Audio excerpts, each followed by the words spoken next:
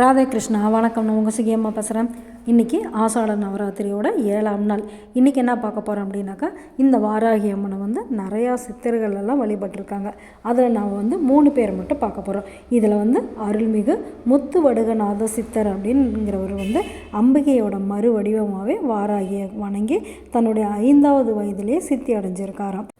திருமூலர் வாராகி அம்மனை பற்றி என்ன சொல்லியிருக்காரு அப்படின்னாக்கா, திரிபுரை சக்தியானது அடியவர்களின் உள்ளத்தில் வாராகி என்னும் உருவம் கொண்டு கீழ்மையான எண்ணத்தை சீர்படுத்த உழுகின்ற ஏர் கலப்பையும் மனதை ஒருநிலைப்படுத்த வெண்மையான சங்கையும் கையில் வச்சுருக்காங்க அப்படின்னு சொல்லி திருமூலர் சொல்கிறாரு. அது மட்டும் இல்லை, வாராகி அம்மனை பற்றி நிறையா பாடல்களும் திருமூலர் எழுதியிருக்காரு.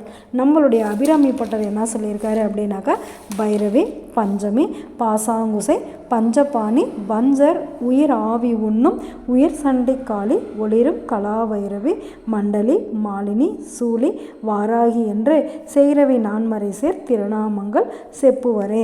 அதாவது பகைவரோட அச்சம் நீங்க அபிராமிப்பட்டர் துணையாக கொண்டாடிய அம்பிகையின் வடிவம் தான் வாராகியா. சரி, நாளைக்கு இன்னும் இதே மாதிரி வாராகி அம்மனை பற்றி தெரிஞ்சுக்கலாமா? ஓகே, பாய். ராதே கிருஷ்ணா.